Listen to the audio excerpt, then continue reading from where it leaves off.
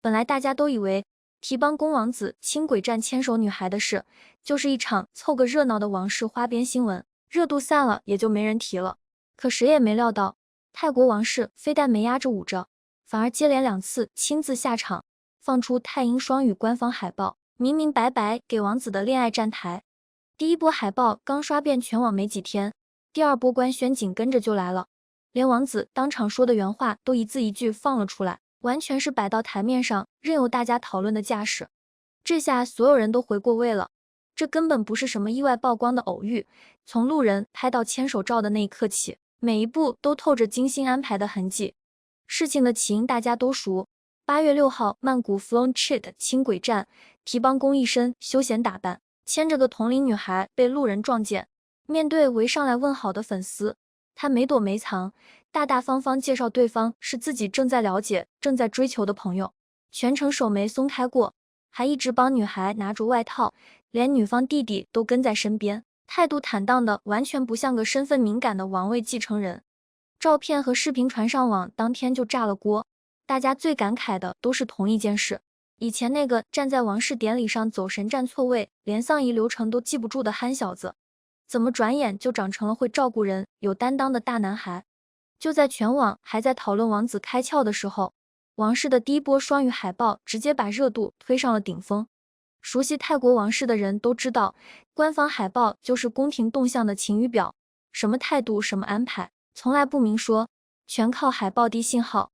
这次的海报做得格外直白，主图就是轻轨站的牵手路透，泰语标题明写着提帮宫王子公开亮相，身边女伴正在追求中，英文标题更直接 Prince Dipankarn introduce his crush。 正文用2国文字交代了女孩的日本籍身份，说两人刚刚开始交往，女孩性格腼腆，相处得很不错。前半段全是甜蜜铺垫，等于官方盖章认了这段恋情。可看到最后一段，懂行的人都懂了。按照拉玛6世定下的王室婚姻法，核心成员与外国人结婚会直接剥夺头衔和继承权。当年乌汶勒公主就是前车之鉴，一句话划死了底线，恋爱随便谈，结婚不可能。本以为这波官宣就够出格了，没过多久，王室直接放出第2弹双语海报，特意强调王子亲口承认，还配上了2人牵手的背影，把我们正在互相了解的原话也放了出来。连续2次官方下场追更，这待遇别说王子谈恋爱，就算是正式订婚也不过如此。随着热度越炒越高，这位神秘的日本女孩也被网友爬出了不少生活私照。目前官方没透露她的姓名和家世，只知道她和提帮宫是在德国读书时认识的。提帮宫常年在德国上贵族学校，圈子小，同龄同学相处出感情再正常不过。流出来的照片里，最出圈的一张是他靠着泰国网红 IP 窝比的巨型玩偶拍的，齐刘海中长发，穿一身简单的衬衫裙，笑起来眼睛弯成月牙，满脸胶原蛋白，看着又甜又软，脾气很好的样子。路人拍的侧脸也很柔和，圆脸圆线条，没有攻击性，是越看越舒服的长相。看完照片，大家最统一的评价就是，难怪提帮宫喜欢，这长相也太让人有安全感了。有意思的是，提帮宫的审美跟他父亲泰王马哈几乎是反着来的。泰王一辈子偏爱明艳端庄、自带贵气的大美人，要的是撑得起王室场面的气场。希拉米王妃是标准鹅蛋脸古典美人，施妮娜贵妃眉眼灵动娇俏，苏提达王后更是仪态端方的正宫范儿，全都是一眼惊艳的类型。可提帮宫偏偏钟情这种圆脸清纯的软甜风格，不张扬，不耀眼，像邻家妹妹一样踏实。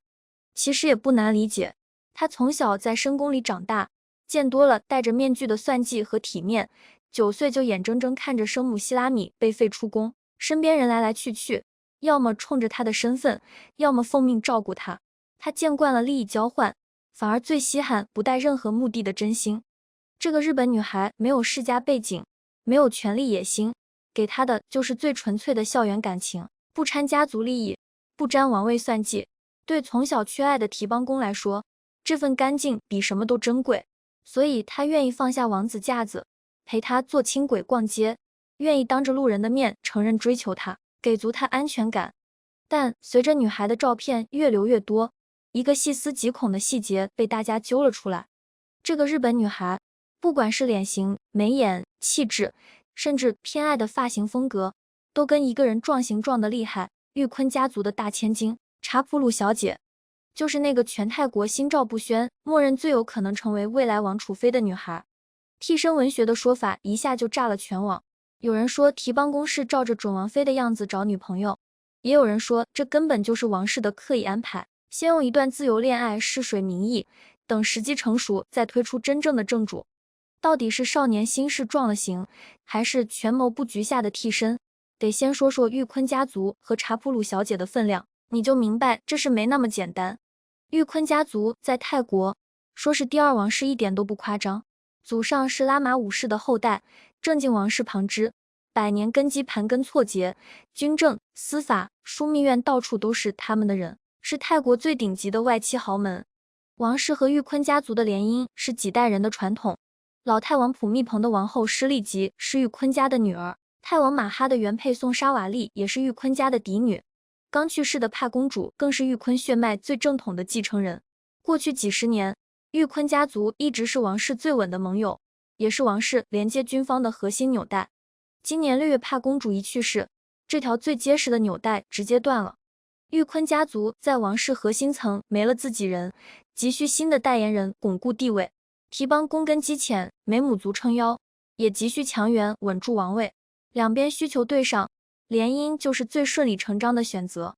玉坤家推出来的人选，就是现任家主纳瓦潘亲王的大女儿查普鲁。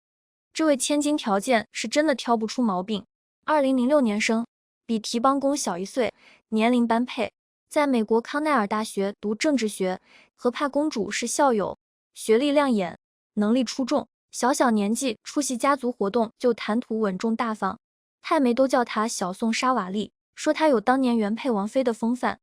长相也是标准的大家闺秀，圆脸杏眼，笑起来有梨窝，温婉清秀，完全符合王室对女主人的审美。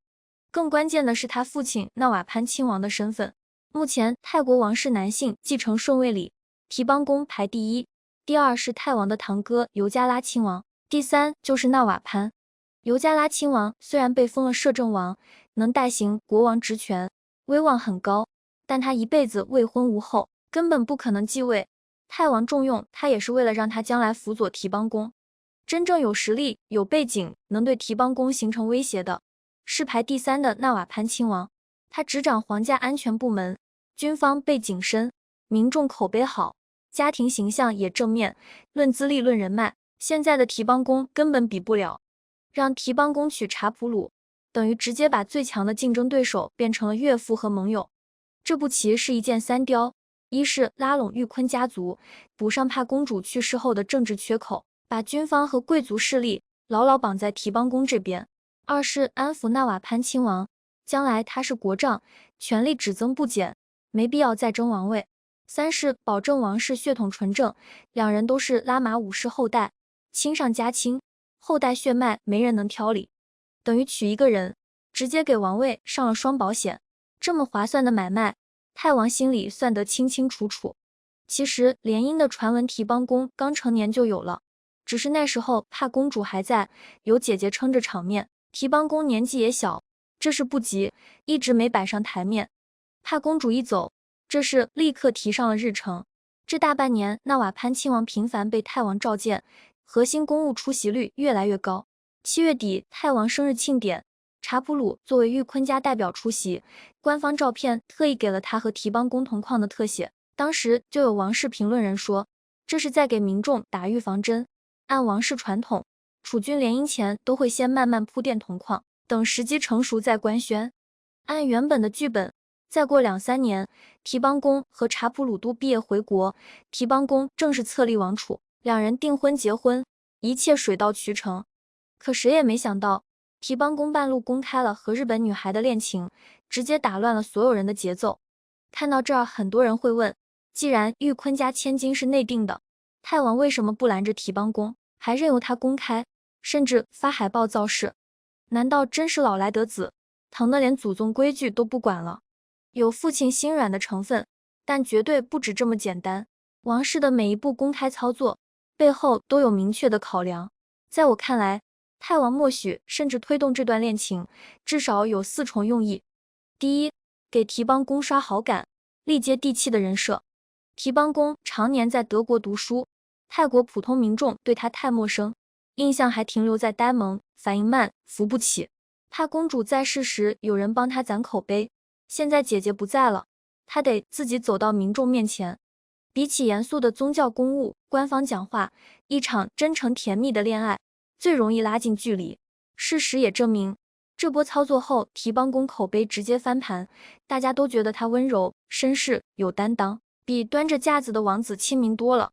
第二，试探民意，也给玉坤家族递信号。王室可以看看民众对王子自己选的恋爱对象接受度如何，也顺便告诉玉坤家，我儿子就喜欢这种温婉圆脸的类型，你们家千金刚好是这款，将来就算联姻，两人也合得来。用一段注定没结果的恋爱，给真正的政治联姻预热铺路。第三，转移注意力，给两边家族留足谈判时间。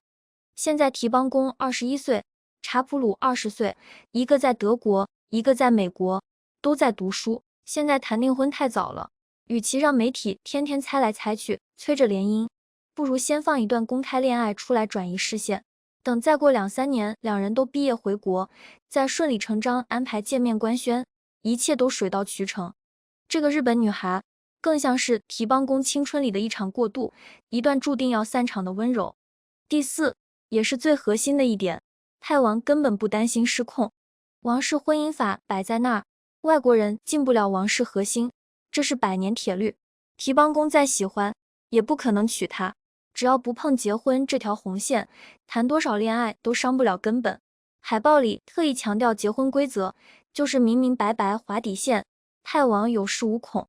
而且泰王自己对玉坤家族的感情本来就复杂，当年他和宋莎瓦丽的婚姻就是纯政治联姻，他根本不喜欢这个表妹，婚后没多久就爱上了于瓦达，生了4个儿子，把原配晾了一辈子。他这辈子最烦的就是被家族、被规矩安排人生，轮到自己儿子，多少有点共情，不想把孩子逼得太紧，只要大方向不错，最后能娶玉坤家的女儿，中间让他体验几年自由恋爱，也没什么不行。毕竟他自己年轻的时候也是这么过来的。说到这儿，就不得不提怕公主去世后，泰国王室整个权力格局的大变天。很多人只看到了提帮公谈恋爱的甜，没看到他背后的危。怕公主活着的时候，就是王室的定海神针。她是原配嫡女，玉坤家族血脉，法学博士，外交官出身，上将军衔，军政外交样样拿得起手，在军方、枢密院和普通民众心里，威望都极高。有她在，后宫的苏提达王后不敢太出格，海外的4个王子掀不起风浪，玉坤家族也踏踏实实站在王室这边。提帮公哪怕什么都不做，有姐姐护着，王位也稳如泰山。可怕公主一走，平衡直接被打破了。首当其冲的就是后宫势力失衡。怕公主在世的时候，苏提达王后虽然有军方背景，但始终被怕公主压一头。毕竟怕公主是正经的王室嫡女，跟着苗红，又有玉坤家族撑腰，王后再有权势，也越不过她去。怕公主一走，后宫里再也没人能压得住苏提达。她是名正言顺的王后，手里握着军中人脉，又没有亲生儿子，没什么软肋。真要是想做点什么，太容易了。泰王心里门清，所以他立刻做了2个安排。第一个，提拔二女儿斯蕊范公主。以前斯蕊范就是个边缘人物，大家对她的印象就是时尚圈公主，搞设计，看时装周，跟权力核心不沾边。怕公主一走，泰王立刻给她升了军衔，把怕公主生前负责的慈善、文化类公务全都交到了她手上。6月底，泰王访问法国，直接把斯蕊范带在身边，出席正式外交晚宴，接见法国政要。公开场合里，泰王还主动把手搭在斯蕊范的背上，亲近态度一目了然。很多人说泰王突然宠爱二女儿了，其实原因也很现实，他需要一个有王室血统的女儿，站出来填补怕公主的空位，制衡苏提达王后。可斯蕊范是个聪明人，他根本不想当这个枪，她太清楚自己的处境了。她是二王妃于瓦达的女儿，当年母亲带着4个哥哥被驱逐出境，她能留在泰国，全靠当年高僧说她有镇国神兽的命格，能保王室平安。说白了，她就是个留在宫里的吉祥物，没根基，莫母族，没势力。要是站在提邦宫这边，将来弟弟继位，她这个手握兵权的姐姐，大概率会被猜忌，落得跟当年4个哥哥一样的下场。可要是跟苏提达王后联手，就能成为王后手里牵制提邦宫的王牌，保自己一世荣华富贵。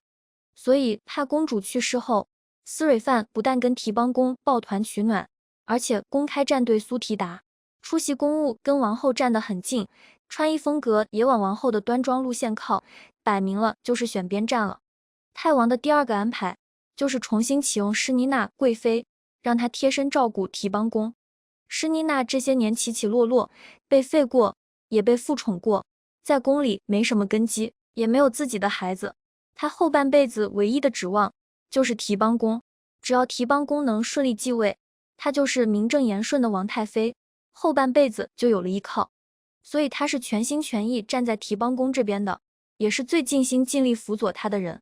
泰王把施妮娜推出来，就是让她带着提邦宫熟悉公务，积累人脉，同时也用她来制衡苏提达。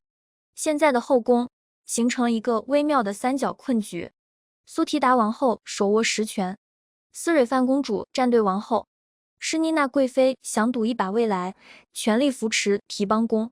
，3股力量互相牵制，而争夺的核心就是提邦宫这个未来的王位继承人。除了后宫，外面的压力也不小。